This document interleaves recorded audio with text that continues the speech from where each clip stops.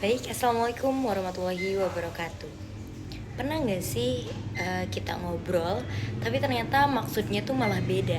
Nah, itu semua dibahas di teori komunikasi.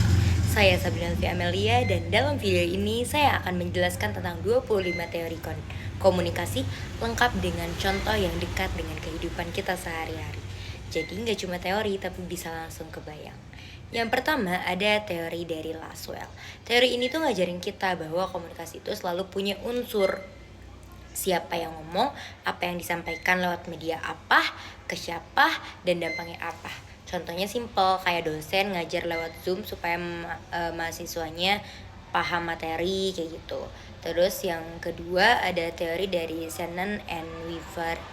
Teori ini tuh maksudnya tuh kayak komunikasi dilihat sebagai proses kirim pesan lah yang bisa terganggu sama yang namanya noise. Misal lagi telepon, tapi karena jaringannya jelek suaranya jadi keputus-putus karena itu sinyalnya jelek gitu. Terus yang ketiga ada teori SMCR. Menurut Berlo, komunikasi itu dipengaruhi oleh pengirim pesan, isi pesannya, medianya, dan penerimanya. Contohnya tuh kayak materi dosen jadi susah dipahami karena bahasanya, penyampaiannya terlalu ribet dan lain sebagainya gitu. Terus ada teori interaksional. Teori ini tuh nunjukin kalau komunikasi itu dua arah dan ada feedbacknya. Contohnya kayak guru ngejelasin pelajaran, terus muridnya langsung nanya gitu kalau misalnya dia belum paham kayak gitu.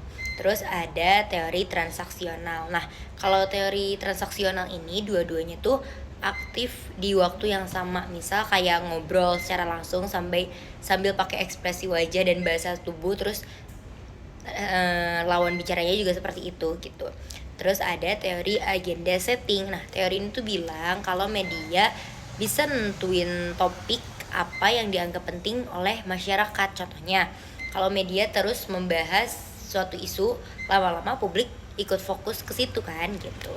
Terus teori use and gratification, ya teori uses and gratification. Nah, di sini tuh audiens dianggap aktif milih media sesuai kebutuhannya. Misal buka TikTok buat hiburan, tapi buka YouTube juga buat nambah ilmu kita gitu. Terus ada teori spiral of silence. Teori ini tuh ngejelasin kayak kenapa kadang kita lebih memilih untuk diam dibandingkan berbicara. Nah, biasanya tuh karena pendapat kita tuh ternyata beda sama orang-orang yang di sekitar kita, kebanyakan di sekitar kita gitu. Contohnya kayak diam di grup karena takut karena kitanya lagi jadi minoritas gitu. Terus ada teori difusi inovasi. Teori ini ngebahas gimana ide atau teknologi baru bisa menyebar. Contohnya dulu orang-orang kan kepake e-wallet ya. Nah, sekarang justru hampir semua tuh pakai e-wallet. Bahkan pembayaran tuh sekarang udah pakai kris kan gitu. Terus ada teori kultivasi. Teori kultivasi itu bilang kalau tontonan yang kita lihat terus-menerus itu bisa ngebentuk cara kita memandang. Misal kayak kita sering nonton sinetron. Jadi anggap hidup tuh ya udah selalu penuh dengan drama gitu. Terus ada teori pembelajaran sosial. Nah, teori ini bilang kalau kita belajar dari cara kita ngeliat orang lain, contohnya tuh kayak anak kecil niru gaya bicara orang yang sering dia tonton, atau anak kecil niru cara bicara dan perilaku orang tuanya. Nah, seperti itu. Lalu ada teori konstruksi sosial. Teori ini tuh ngajarin kalau realitas itu dibentuk lewat komunikasi. Contohnya kayak standar cantik atau keren itu terbentuk dari media dan iklan. Lalu ada teori identitas sosial. Nah, teori ini bilang kalau identitas kita itu dibentuk dari kelompok tempat kita berada.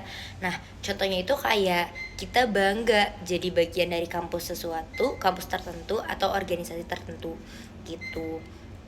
Terus selanjutnya ada teori akomodasi. Teori akomodasi komunikasi. Nah, teori ini kita menyesuaikan cara ngomong kita sama cara ngomong lawan bicara kita. Kayak gini, kita ngomong sama teman gimana? Nah, beda kan ke dosen juga kayak gimana? Kayak gitu. Terus ada teori fast negotiation.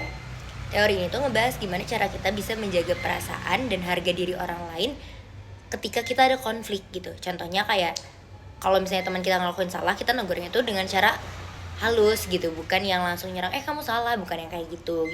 Terus ada teori reduksi ketidakpastian. Teori reduksi kepastian ini ngejelasin kenapa kita tuh kepo sama orang yang baru kita kenal.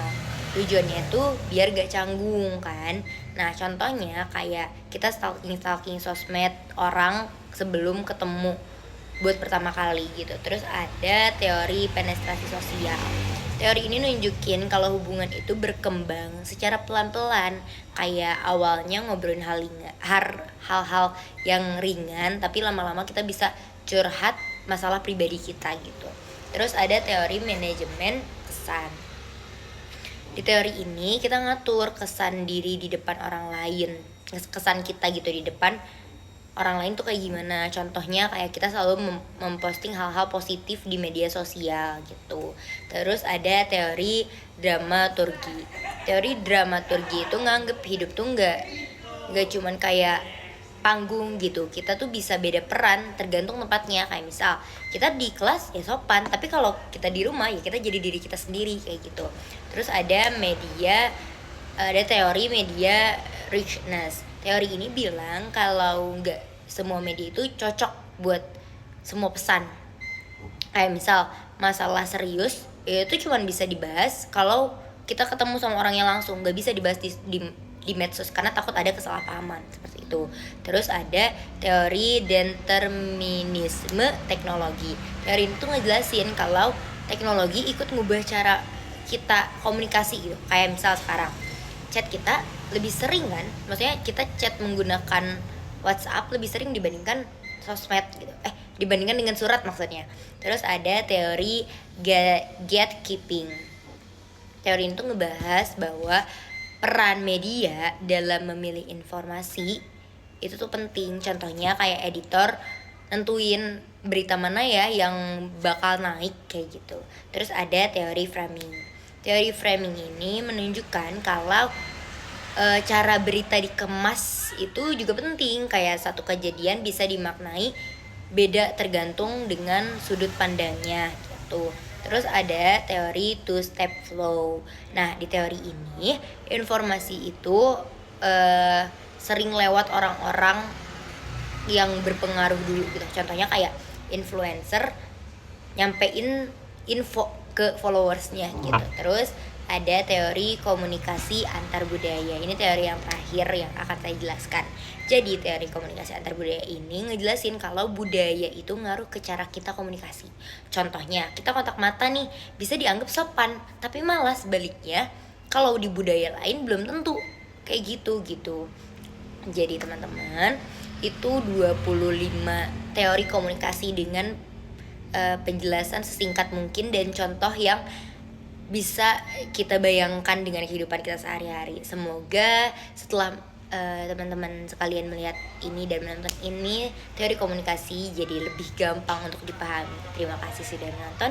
Mohon maaf apabila ada kesalahan dalam pengucapan kata. Saya Sabila Amelia, wabillahi taufiq wal hidayah. Wassalamualaikum warahmatullahi wabarakatuh.